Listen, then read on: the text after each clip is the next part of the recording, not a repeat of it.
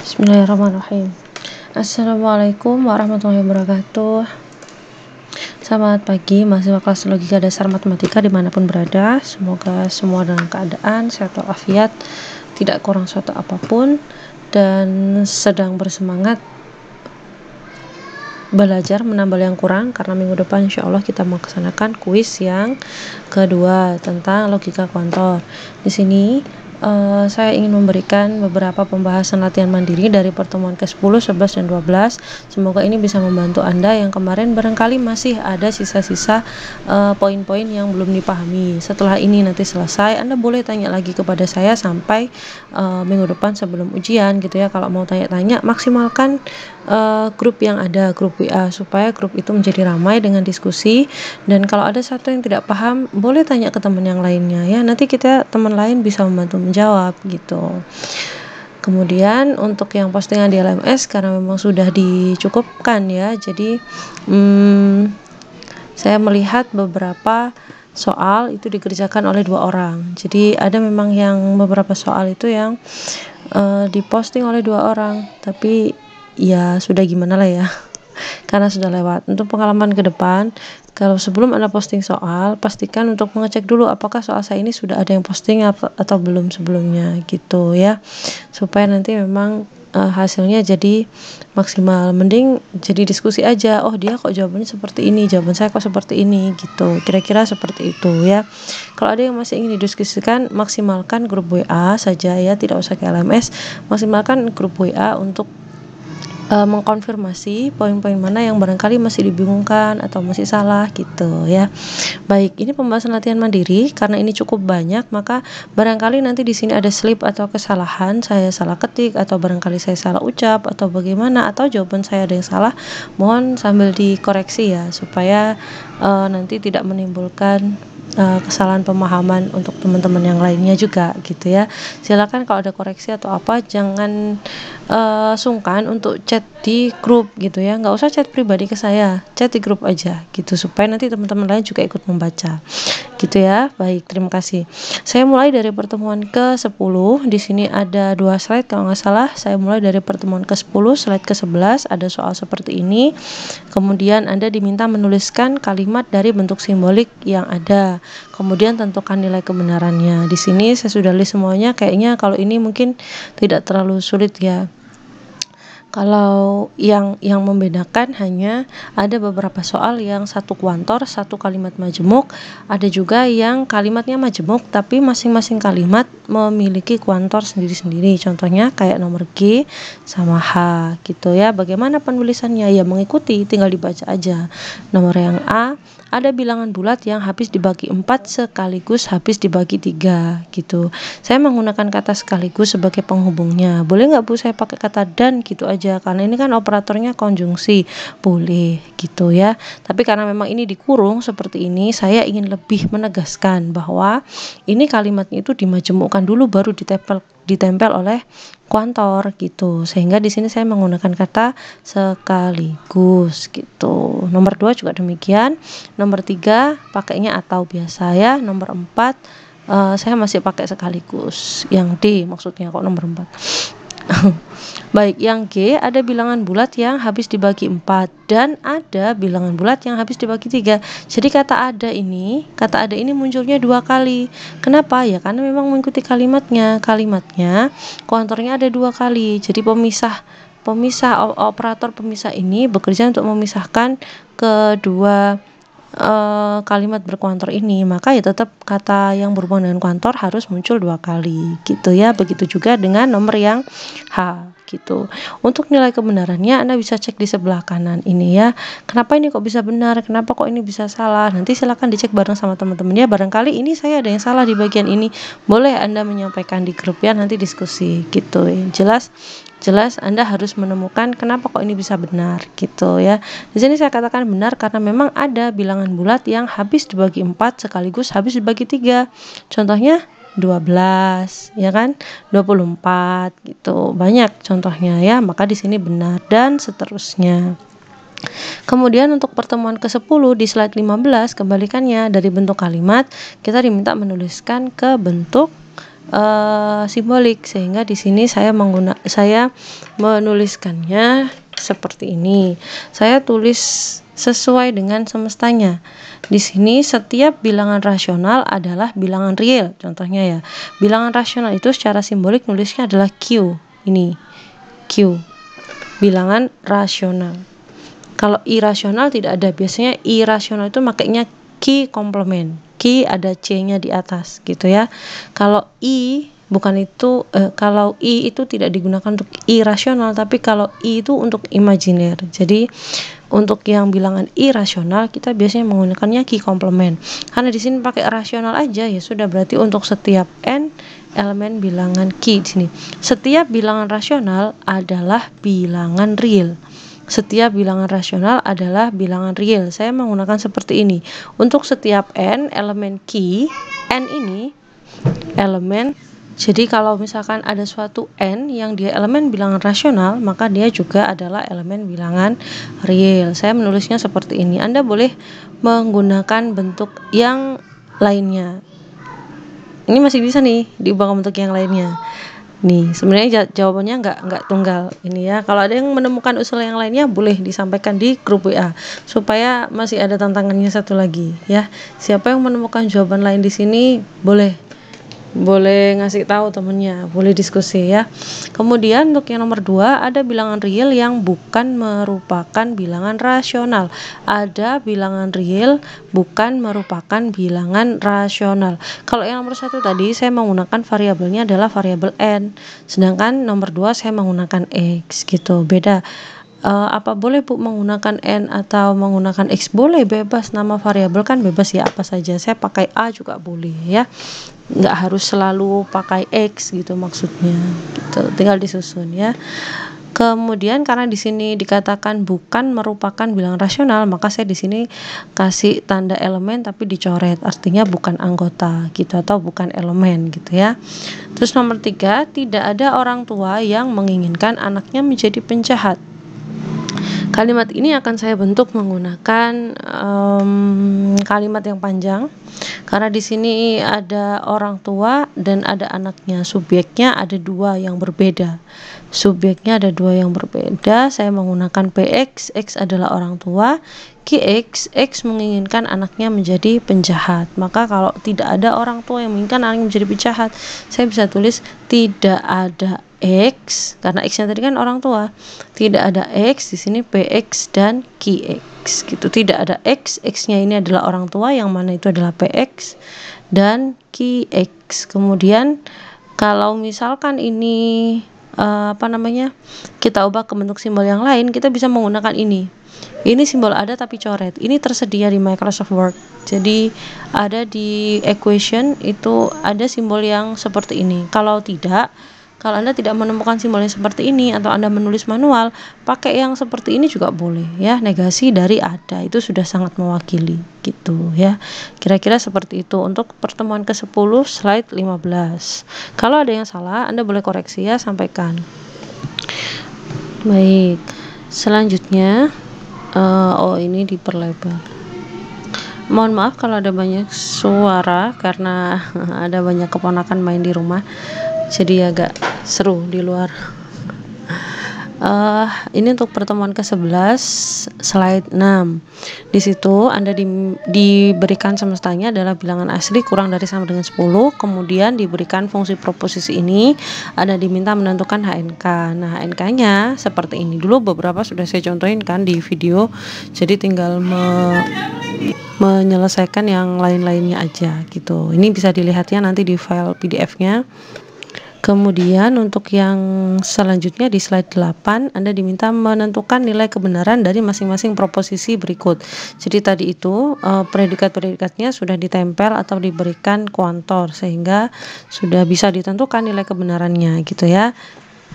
Ini tinggal nyocokin aja ya. Jadi untuk yang seperti ini, misal contoh yang I1 negasi dari S berarti kan HNK-nya adalah S komplement. Nah, S komplement ini kemudian dicek karena di sini dia menggunakan kuantornya adalah universal, maka kita akan mencocokkan apakah si S aksen ini sama dengan universal atau tidak. Kalau sama dengan universe-nya atau enggak, kok universal. Sama dengan universe-nya atau enggak. Kalau sama dengan universe berarti dia benar. Kalau ternyata enggak sama dengan universe berarti salah. Universe-nya itu yang mana? Universe-nya ini himpunan semestanya, yaitu bilangan asli kurang dari sama dengan 10. Nah, ini kan S-nya kan S komplementnya kan tidak sama dengan semestanya, berarti dia kita simpulkan salah. Sudah cuman gitu aja. Sehingga kayak nomor 3, misalkan di sini adalah PX disjungsi RX, berarti kita akan mencari himpunan nilai kebenaran dari P gabungan R, sehingga P gabungan R ini ternyata menghasilkan himpunan ini 1, 2, 3 sampai 10.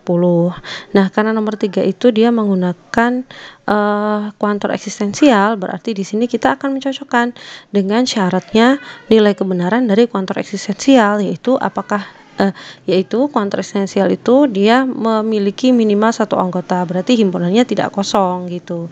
Nah, karena P gabungan R ada anggotanya, berarti kan dia tidak kosong. Karena dia tidak kosong, berarti untuk I3 memang dia kita simpulkan adalah benar gitu. Tinggal nyocokin aja ya. Nah, di sini juga seperti itu. Nomor 4 sampai 5 ini sama ya. Ini sama, cuman mengganti bagiannya saja. Kayak nomor 5 ada di sini ya. Nomor 5 berarti karena ini QX dan negasi RX, berarti di sini kita akan menggunakan Q irisan R komplement. Jadi Q irisan R komplement dapatnya adalah 1, 2, 3. Karena ada anggotanya, di sini dia menggunakan kuantor eksistensial gitu ya. Berarti untuk nomor 5, Q irisan R komplement tidak sama dengan himpunan kosong, maka nomor 5 kita simpulkan benar gitu ya. Oke, untuk nomor 6 karena karena masing-masing memiliki kuantor, berarti kita uraikan sendiri-sendiri. Jadi tidak di list langsung dalam himpunan gabungan, tapi di sini P-nya sendiri 1, 2, 3, kemudian S-nya sendiri. S komplementnya sendiri. Jadi P sendiri, S komplement sendiri. Kemudian dicek karena P-nya itu kuantornya universal, berarti di sini untuk nomor 6 kita akan cek apakah P ini sama dengan universe atau tidak. Nah, ternyata kan tidak sama dengan universe kan? Berarti di sini saya tulis P tidak sama dengan universe. Kemudian disjungsi ini kita mengecek nilai kebenarannya dari S komplement. Karena di sini kuantornya adalah eksistensial, berarti kita cukup mengecek apakah S komplement ini himpunan kosong atau tidak. Berarti kan ada anggotanya, maka kita simpulkan bukan himpunan kosong kan. Nah, karena yang awal ini tadi disimpulkan salah karena P tidak sama dengan universe, berarti kan salah.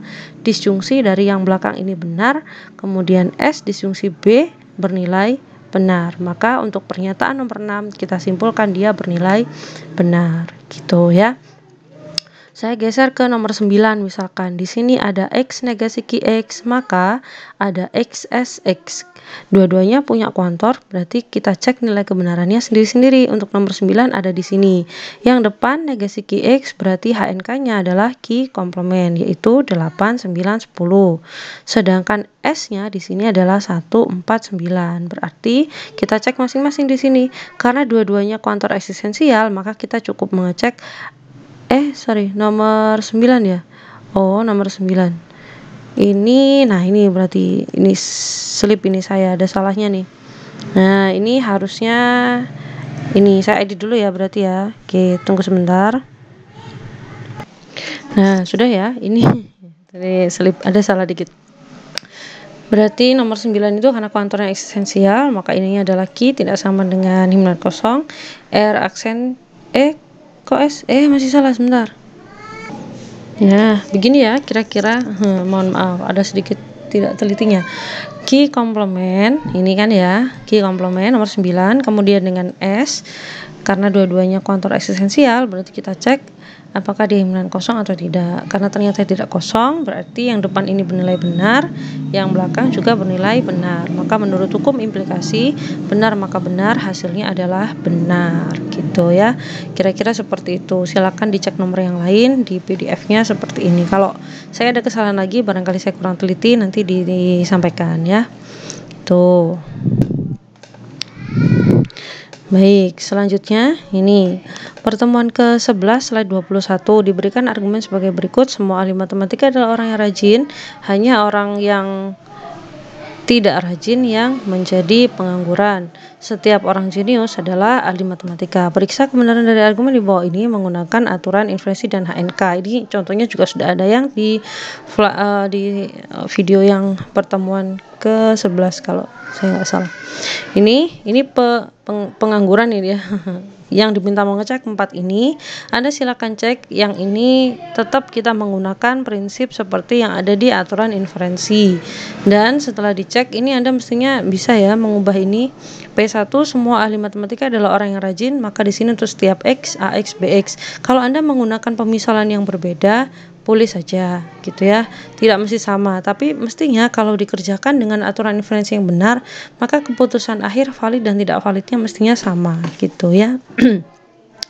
Kemudian hanya orang-orang yang tidak rajin yang menjadi pengangguran.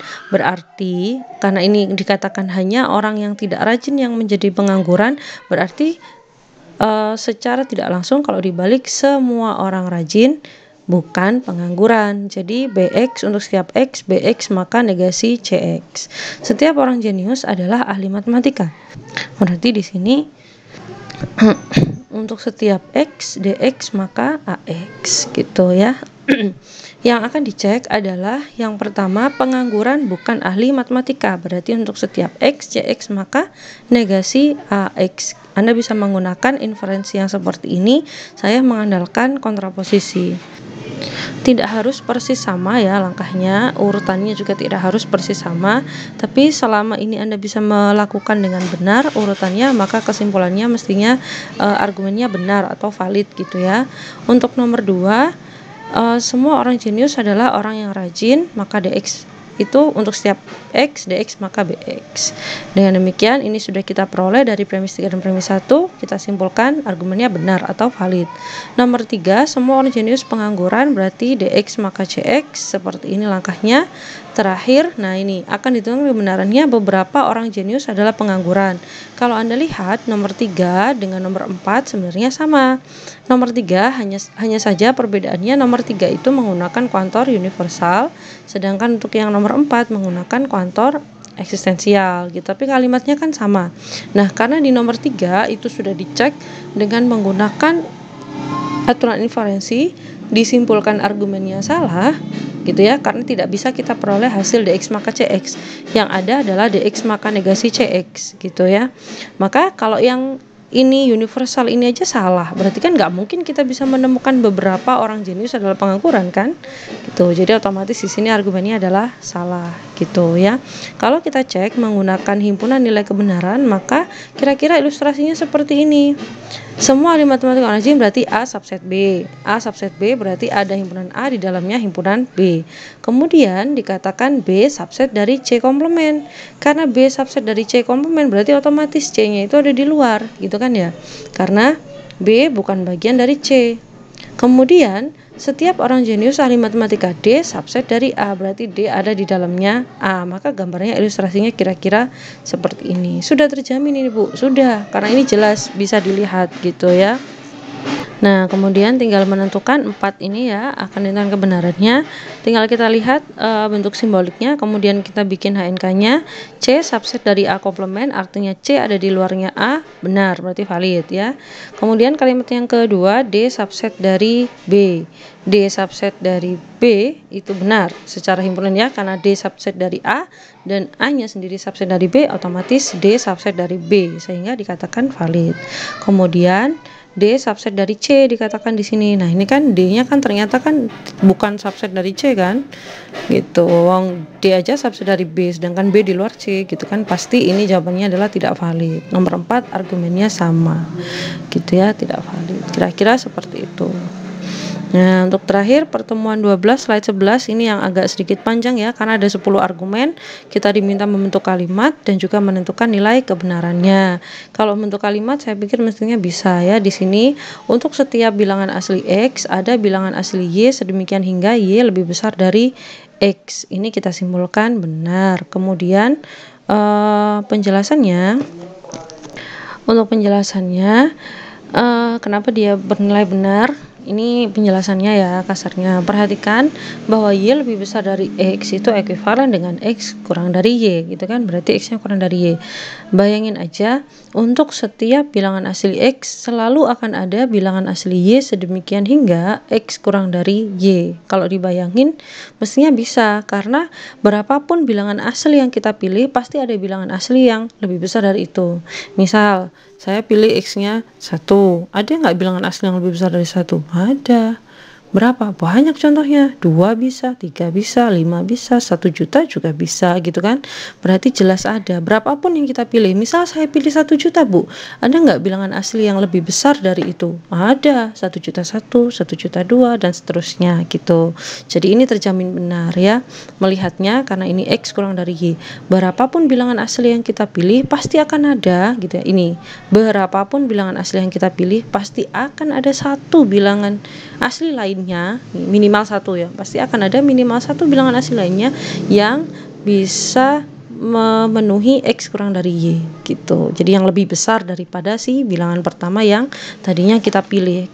Kenapa? Karena memang bilangan asli itu paling kecil 1, paling besar tak hingga, kita nggak tahu berapa gitu ya. Kemudian untuk yang nomor 2, ada X elemen N untuk setiap Y elemen N, Y lebih besar dari X. Berarti ini kan kayak nomor 1 tapi dibalik, ya kan? Ada bilangan asli X untuk setiap bilangan asli Y sedemikian hingga Y lebih besar dari X. Kalau ini Anda menyimak yang sebelumnya materi pertemuan ke-12, Anda akan bisa melihat bahwa di sini ini berarti ada satu anggota yang bisa berpasangan dengan semua anggota di himpunan yang lain. Berarti si X ini kasarnya sakti sekali gitu ya, sakti sekali sehingga bisa membuat semuanya itu menjadi X kurang dari Y gitu kan. Nah, ada nggak bilangan seperti itu gitu. Nah, penjelasannya, kalaupun kita pilih sebarang bilangan asli X gitu ya, sebarang bilangan asli X yang kita pilih berapapun aja, maka bilangan tersebut tidak mungkin merupakan suatu bilangan asli yang lebih kecil daripada semua bilangan asli lainnya. Lebih kecil karena ini kan maunya kan ada satu bilangan X. Ini kan saya balik ya, kan Y lebih besar dari X. Ini kan ekuivalen dengan X kurang dari Y. Berarti ini maksudnya kalau kita lihat ada X bilangan asli untuk semua Y bilangan asli lainnya yang berlaku X itu kurang dari sama dengan Y. Berarti kalau kalimat 2 ini mengatakan bahwa ada satu bilangan yang lebih kecil daripada semua bilangan asli lainnya. Jadi ada satu bilangan asli yang lebih kecil dari semua bilangan asli lainnya.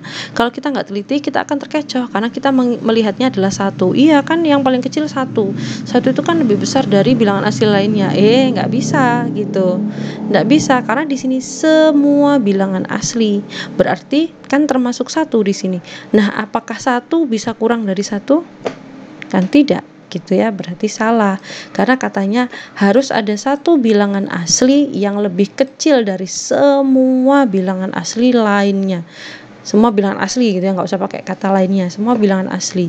Untuk semua bilangan asli kan nggak bisa, dia gugur ketika X nya 1, Y nya 1 gitu kan. 1 tidak kurang dari 1 gitu. Kalau kalimatnya ini lebih dari sama dengan gitu ya, atau ini kita ubah menjadi kurang dari sama dengan, maka nanti bisa menjadi benar karena 1 bisa kurang dari sama dengan 1.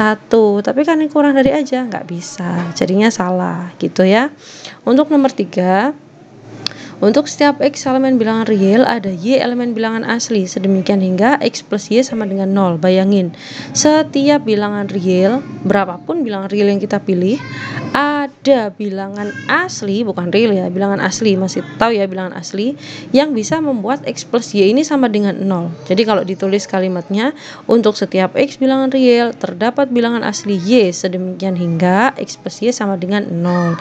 Ini boleh di depan Y nya, terdapat Y bilangan bilangan asli, itu boleh. Atau boleh juga seperti ini, terdapat bilangan asli Y sedemikian hingga berlaku, itu boleh, berlaku X plus Y sama dengan 0 gitu. Bayangin. Nah, di sini kesimpulannya salah. Kenapa? Saya ambil counter example. Masih ingat counter example? Counter example itu adalah contoh penyanggah atau contoh penyangkal. Counter example ya, counter example itu contoh penyangkal. Contoh penyangkal adalah contoh yang bisa membuat argumennya menjadi gagal pada kasus yang berkuantor universal di depan, gitu ya. Nah, di sini saya ambil counter example-nya. Misalkan saya pilih X-nya adalah setengah. Setengah ini kan bilangan real kan? Nah, setengah bilangan real. Kalau saya pilih X-nya setengah, ada nggak bilangan asli? Asli loh ya, asli yang bisa membuatnya menjadi 0? Kan nggak ada. Karena bilangan asli kan semuanya bulat kan? Ya kan? Nggak mungkin dia bisa menjadi 0 gitu, berarti sudah gagal. Kita cukup menyebutkan satu contoh aja yang bisa membuat kalimat itu menjadi gagal gitu, dan Anda nggak harus memilih setengah, boleh yang lainnya. Andai kan saya pilih bulat misalkan, kalau saya pilih bulat misalkan saya pilih X-nya adalah 1, X-nya 1 bilangan real kan yang penting bilangan real, 1 bilangan real, jadi harus memenuhi yang depan dulu. 1 adalah bilangan real, betul. Apakah ada bilangan asli lainnya yang bisa membuat ini menjadi 0?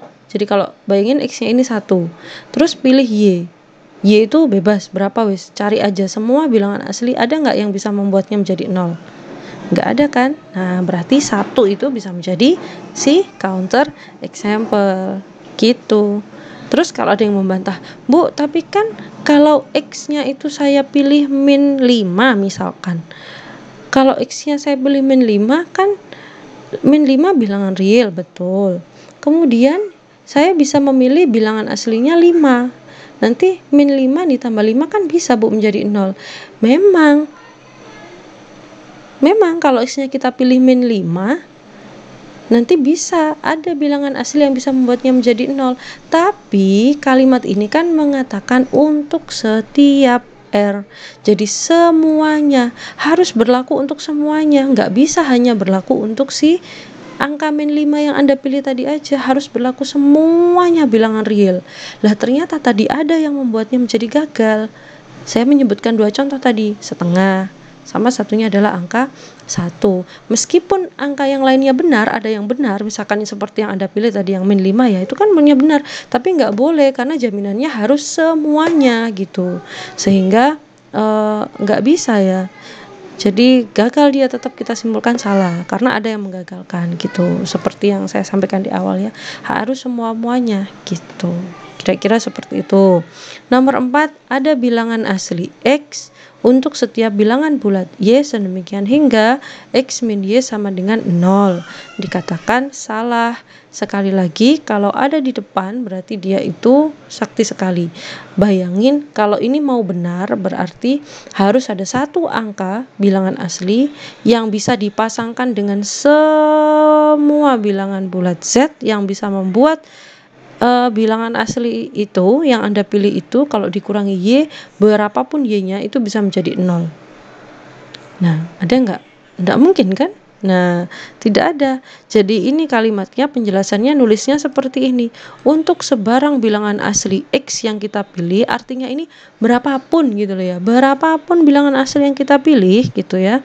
Bilangan itu yang kita pilih itu tidak akan mungkin dapat dioperasikan dengan operasi X min Y dengan semua bilangan bulat Y gitu ya, tidak bisa dioperasikan seperti ini dengan semua bilangan bulat Y sehingga hasilnya selalu menjadi 0. Nggak mungkin gitu. Karena apa? Karena nanti beda-beda. Kalau X-nya saya pilih 1, maka Y yang bisa memenuhi ya hanya 1. Kalau X-nya itu saya pilih 10, bilangan asli kan, maka Y yang memenuhi ya hanya angka 10. Angka 20 kan nggak mungkin gitu. Padahal maunya ini adalah ada satu angka ya bilangan asli yang bisa membuat semua bilangan asli lain itu kalau dimasukkan ke sini semuanya tetap menjadi 0, berapapun si Y-nya ini gitu, berapapun si Y-nya ini. X-nya ini tetap cuma satu angka tok yang kita pilih, kan nggak mungkin gitu, sehingga ini kita simpulkan salah gitu. Semoga bisa dipahami ya. Kemudian untuk nomor 5, untuk setiap X bilangan asli ada bilangan bulat Y sedemikian hingga X min Y sama dengan 0. Ini mirip dengan yang atas, cuman diganti posisi kuantornya saja. Kalau diganti posisi kuantornya, kita simpulkan benar. Bayangin, untuk setiap bilangan asli berarti sebarang bilangan asli yang kita pilih, maksudnya berarti berapapun ya bilangan asli yang kita pilih, pasti kita bisa mencari bilangan bulat Y yang bisa membuat X Y menunjukkan hasil 0. Jadi beda sedikit dengan yang atas, tapi impactnya besar. Yang ini salah, yang ini benar, karena ini ngomongnya setiap bilangan asli X ada satu pasangannya yang bisa membuatnya menjadi 0. Kalau misalkan saya pilih X-nya itu 10 kayak tadi, maka ada pasangannya yang bisa menjadi 0. Berapa? Ya 10 juga. Kalau saya pilih X-nya itu 6, ya maka Y-nya juga 6. Dia bisa menjadi 0 kan. Gitu. Selalu terus seperti itu. Ini kayak ilustrasi yang diagram diagram berpasangan itu. Nah, kira-kira seperti itu ya ilustrasinya. Kemudian untuk nomor 6 ini, nomor 6 ini mirip sama nomor 3 ini. Bedanya kalau di sini bilangan real dan bilangan bulat, tapi kalau nomor 6 dia bilangan real, bilangan bulat juga. Bilangan real dan bilangan asli. Kalau yang nomor 6 itu bilangan real dan juga bilangan bulat. Kalau tadi dibayanginnya pakai bilangan asli, sekarang bayangin pakai bilangan bulat. Bisa nggak kalau depannya bilangan real? Ada nggak? Untuk setiap bilangan real ada Y bilangan bulat. Nah, ini beda lagi nih. Setiap X bilangan real ada Y bilangan bulat. Kalau nomor 3 tadi apa? Oh ya, untuk setiap X elemen bilangan real. Oh ya, sama. Benar. Untuk nomor 6 juga demikian. Saya pakai counter example yang sama. Untuk setiap X bilangan real selalu ada bilangan bulat Z yang membuatnya menjadi 0. Ini kita simpulkan salah. Saya masih pakai counter example yang sama, yaitu setengah. Setengah itu adalah elemen bilangan real, ya kan? Kalau kita pilih angka setengah gitu, maka tidak ada satupun bilangan bulat yang bisa membuatnya menjadi 0. Ya kan? Kenapa? Ya karena tandingannya bilangan bulat. Mau berapapun kita pasang nggak mungkin menjadi 0 karena yang depan adalah pecahan. Harusnya yang belakang juga pecahan gitu kan. Kalau misalkan mau ini menjadi 0, sedangkan pecahan itu kan nggak masuk di bilangan bulat gitu. Jadi ini salah gitu ya. Nomor 7 jelas benar. Ini karena ini maknanya kalau ditulis seperti ini, jadi X sama Y-nya itu double seperti ini. Ini pakai koma itu bukan berarti dia itu koordinat ya. Pakai koma itu artinya si X sama si Y ini sama-sama elemen dari bilangan real. Maka di situ saya menulisnya untuk setiap bilangan real X dan Y berlaku X kuadrat plus Y kuadrat sama dengan 0 gitu ya. Ini jelas benar. Kenapa?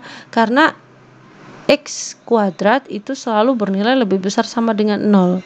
Y kuadrat juga bernilai lebih besar sama dengan 0. Kalaupun dua hal ini dijumlahkan akan tetap menghasilkan lebih besar sama dengan 0 gitu. Ini sudah jaminan yang ada di teori bilangan. Sifat bilangan bulat, sifat bilangan real juga nanti ya.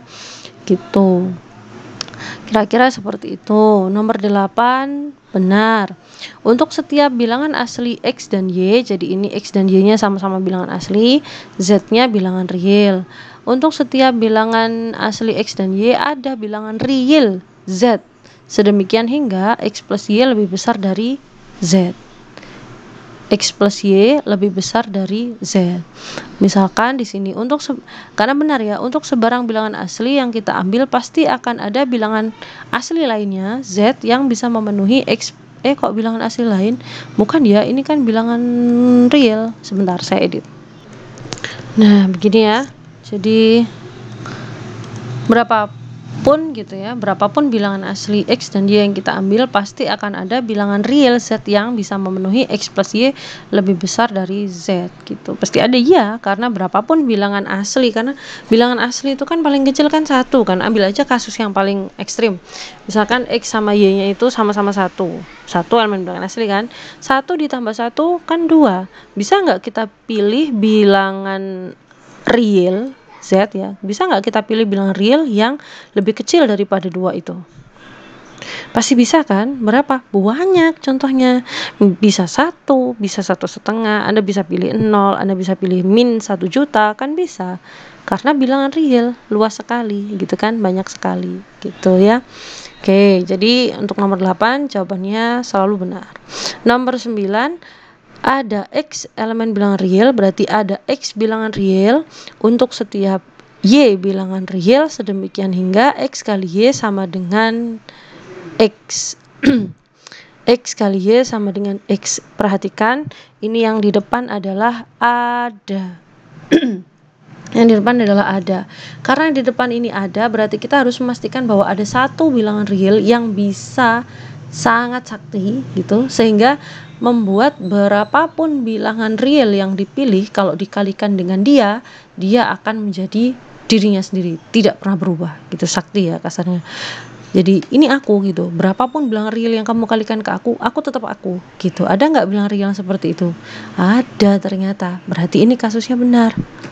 Berapa? Yaitu ini, si X sama dengan 0, kan sakti sekali. Berapapun bilangan real yang Anda pilih, pasti dia akan memenuhi X kali Y sama dengan X, karena 0 dikali berapapun pasti hasilnya adalah 0. Maka ini kasus ada benar itu ya, ketika kita ketemu ini seperti ini, sesuatu yang sangat sakti gitu. Kira-kira begitu ya ilustrasinya gitu. Terus nomor 10 ya, ada Y elemen bilangan real untuk setiap X tidak sama dengan 0 elemen real. Kalau saya tulis, ada Y bilangan real untuk setiap bilangan real tak 0, sedemikian hingga X dikali si Y itu tadi akan selalu menghasilkan 1. Jadi ini ada Y, jadi fokusnya di Y ya. Jadi kita harus bisa menemukan satu bilangan real yang kalau dikalikan dengan berapapun bilangan real lainnya, dia akan tetap menghasilkan 1. Ada nggak bilangan yang dikali berapapun hasilnya menjadi 1? Nggak ada kan? Tidak ada. Jadi dia jawabnya adalah salah. Kira-kira seperti itu ya. Bisa dibayangin ya.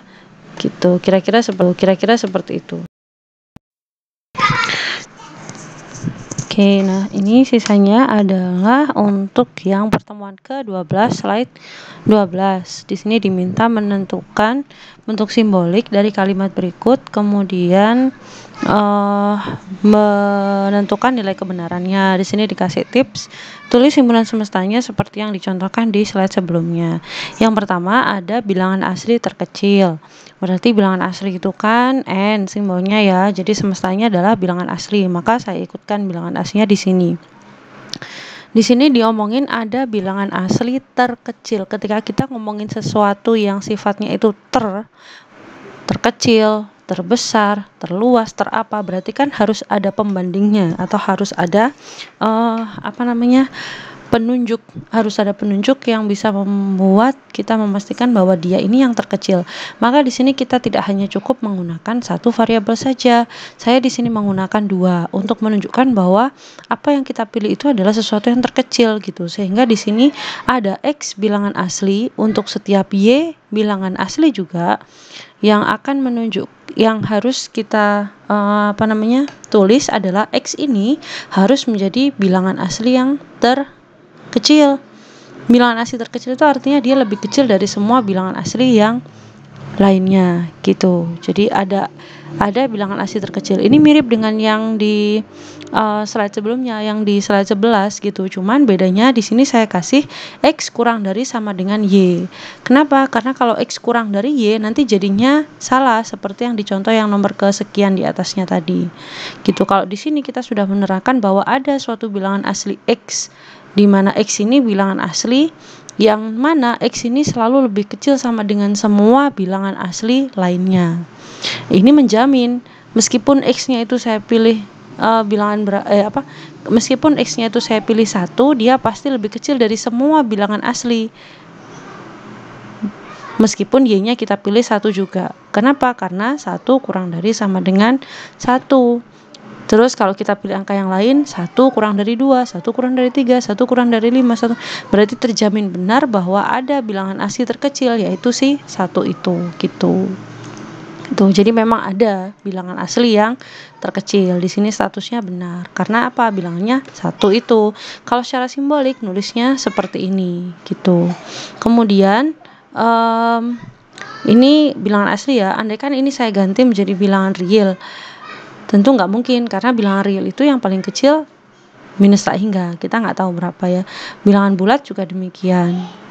Kalau yang bisa punya elemen terkecil ya bilangan asli atau bilangan cacah kalau di Indonesia ya. Kalau di luar biasanya tidak ada istilah bilangan cacah. Gitu ya. Oke. Kemudian untuk yang nomor 2, tidak ada bilangan rasional terkecil. Tidak ada bilangan rasional terkecil. Anda pasti sudah mengenal bilangan rasional dan definisinya bilangan rasional itu apa, gitu ya. Ini mestinya ada di teori bilangan kan ya. Bilangan rasional adalah bilangan yang dapat dituliskan dalam bentuk A per B dengan B tidak sama dengan 0.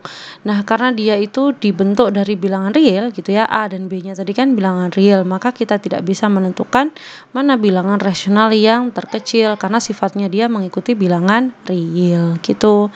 Jadi tidak ada X elemen key untuk menunjukkan terkecilnya, saya menunjukkan pembanding, yaitu si Y ini. Tidak ada X elemen key bilangan rasional ya untuk setiap Y elemen key sedemikian hingga X ini kurang dari Y. Ini harusnya kurang dari sama dengan ya. Harusnya kurang dari sama dengan nanti biar saya ralat. Kemudian untuk yang nomor 3, setiap bilangan real memiliki akar kuadrat positif. Setiap bilangan real memiliki akar kuadrat positif. Karena hanya dikatakan memiliki akar kuadrat positif, saya tidak perlu memunculkan Y di sini. Cukup saya katakan untuk setiap X elemen bilangan real, akar dari X lebih dari 0. Lebih dari 0 ya. Lebih dari 0. Apakah ini bernilai benar? Tentu tidak. Kenapa? Karena kalau X-nya elemen bilangan real, maka di sini ada unsur 0.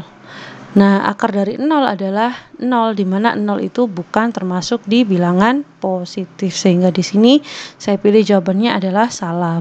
Boleh berpendapat kalau misalkan berbeda, silakan disampaikan. Kemudian yang nomor 4, terdapat, ini eksistensial ya, terdapat suatu bilangan rasional terkecil yang kuadratnya lebih besar dari 2. Ada 2 penanda yang bisa kita lihat di sini. Ada bilangan rasional terkecil, ini kan mirip kayak nomor 2. Kemudian kuadratnya lebih besar dari 2.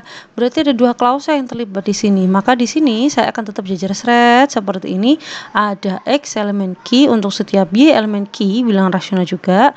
Kemudian syaratnya yang berlaku adalah 2, yaitu X kurang dari Y dan X kuadrat lebih besar dari 2. Di sini berarti yang sedang dibahas sebenarnya X-nya ini yang menjadi bilangan rasional terkecil.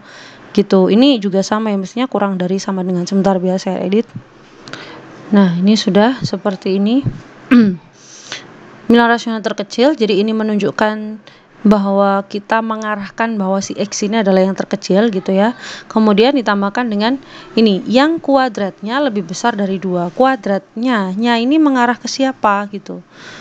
Yang kuadratnya lebih besar dari 2. Kuadratnya ini berarti kan miliknya si bilangan rasional terkecil itu tadi kan. Nah, karena di sini yang kita maksudkan adalah si X yang menjadi bilangan rasional terkecil, maka di sini saya menuliskan X kuadrat lebih besar dari 2 gitu ya.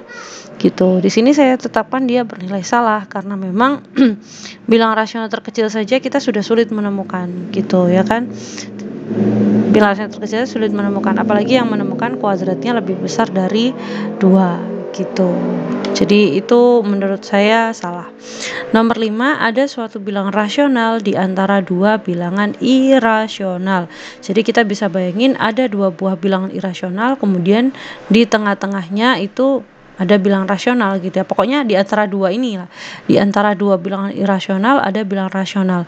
Nah, karena ini ada bilangan terus di antara 2 bilangan irasional, berarti benda yang sedang diomongin di sini ini sebenarnya ada 3 gitu kan. Maka di sini saya menyiapkan 3 variabel yaitu X, Y, dan Z. X-nya adalah bilangan rasional berarti Q. Kemudian dua bilangan lainnya adalah bilangan irasional. Saya di sini pakai Q komplement. Ada juga yang menuliskan bilangan real min bilangan rasional. Jadi R min Q gitu, atau ada juga yang pakai notasi selisih himpunan. Jadi R himpunan ya, himpunan bilangan real seperti ini, kemudian garis miring slash gitu ya, garis miring Q, itu juga sama benar, artinya himpunan bilangan real tanpa bilangan rasional. Nah itu akan menjadi bilangan irasional gitu untuk setiap Y dan Z elemen bilangan irasional. Terus karena ini X-nya tadi yang kita maksudkan adalah si bilangan rasionalnya adalah si X, jadi X-nya ada di tengah di antara dua bilangan irasional ini, si Y sama Z gitu. Kira-kira seperti itu ya. Nah ini menurut saya sebenarnya bisa aja ya, karena dua bilangan irasional, di antara dua bilangan irasional kita mungkin bisa menentukan bilangan rasional di tengahnya, tapi tidak ada teorema yang menjamin bagian ini sampai saat ini. Kalau andaikan di sini kalimatnya bilangan real, mesti masih benar gitu. Tapi kalau ada bilangan rasional di antara dua bilangan irasional, ini jaminan teoremanya belum ada. Menurut saya sih secara intuitif benar, tapi saya belum melihat hukumnya gitu. Jadi di sini saya kasih benar tanda tanya. Boleh sharing kalau punya pendapat ya. Ini kan baru pendapat saya gitu. Yang jelas ini saya memberikan wawasan kepada Anda beberapa hal-hal yang berkaitan dengan penentuan nilai kebenaran dari kalimat-kalimat yang berkuantor. Adapun kalau yang bagian terakhir seperti ini kan saya belum tahu Bu, atau belum bisa, atau belum tahu teoremanya. Insya Allah ya nanti untuk yang ujian mestinya saya akan berikan soal yang memang sudah sesuai dengan kemampuan Anda dan sudah sesuai dengan tahapan materi yang sudah Anda tempuh sampai semester ini gitu mestinya ya. Jadi apapun soal yang saya keluarkan, saya menjamin, saya pasti berusaha menjamin bahwa soal yang saya berikan itu memang semestinya sudah sesuai dengan yang Anda pelajari. Kayak misalkan kita ngomongin sekarang ini kan yang di bagian logika kuantor ini kan kita banyak ngomongin bilangan, perkalian dan seterusnya, teorema bilangan. Itu kan karena memang Anda di semester ini Anda sudah mendapatkan teori-teori tentang teori himpunan, Anda mendapatkan teori bilangan gitu kan. Jadi insya Allah ini sebenarnya masih nyambung gitu. Atau kalau enggak, biasanya saya justru akan mengeluarkan hal-hal yang berkaitan dengan level bawahnya SMA, misalkan kayak trigonometri sederhana, statistika sederhana, bangun datar, kan sudah ada di SMA gitu ya. Jadi nggak akan mungkin melebihi level yang seharusnya dikuasai oleh mahasiswa semester 1 gitu ya. Kira-kira ini pembahasannya. Kalau ada yang janggal atau kalau ada yang perlu didiskusikan, maksimalkan grup. Tidak harus selalu saya yang menjawab, boleh teman-teman yang lain juga gitu ya. Silakan berdiskusi, semoga ujiannya nanti mendapatkan nilai yang terbaik menurut usahanya masing-masing gitu ya. Saya cukupkan sekian. Wassalamualaikum warahmatullahi wabarakatuh.